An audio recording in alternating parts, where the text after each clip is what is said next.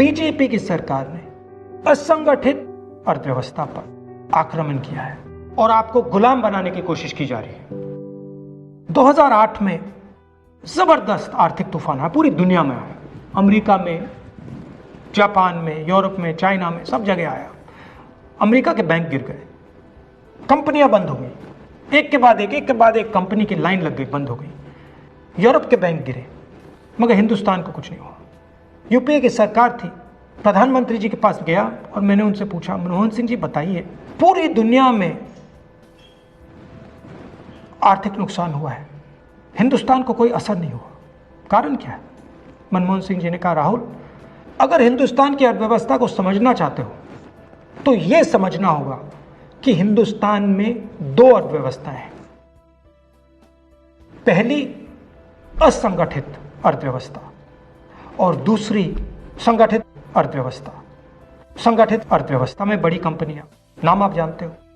असंगठित अर्थव्यवस्था में किसान, मजदूर, छोटे दुकानदार, मिडिल साइज कंपनीज।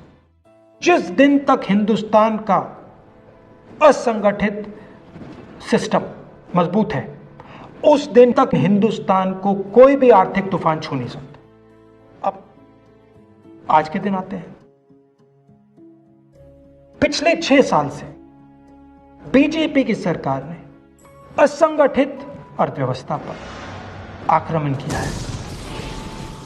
3 बड़े उदाहरण तो मैं आपको अभी दे देता हूं। नोटबंदी,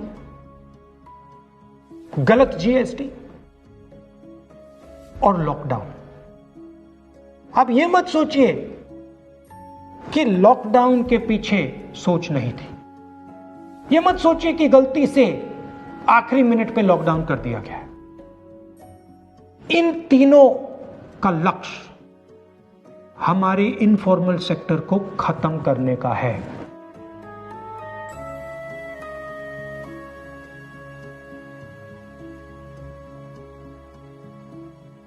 प्रधानमंत्री जी को अगर सरकार चलानी है, मीडिया की जरूरत है, मार्केटिंग की जरूरत है।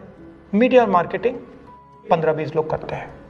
इनफॉर्मल सेक्टर में पैसा है, लाखों करोड़ रुपए, जिसको ये लोग छू नहीं सकते।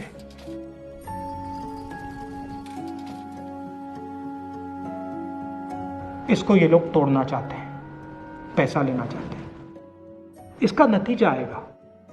नतीजा यह होगा कि हिंदुस्तान रोजगार पैदा नहीं कर पाएगा।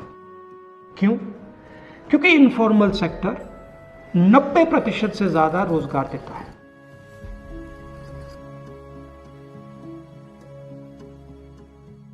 जिस दिन इनफॉर्मल सेक्टर खत्म हो गया, नष्ट हो गया, उस दिन हिंदुस्तान रोजगार पैदा नहीं कर पाएगा। आप ही इस देश को चलाते हो, आप ही इस देश को आगे ले जाते हो, और आपके खिलाफ साजिश हो रही है। आपको ठगा जा रहा है और आपको गुलाम बनाने की कोशिश की जा रही है। हमें इस आक्रमण को पहचानना पड़ेगा और पूरे देश को मिलकर इसके खिलाफ लड़ना पड़ेगा।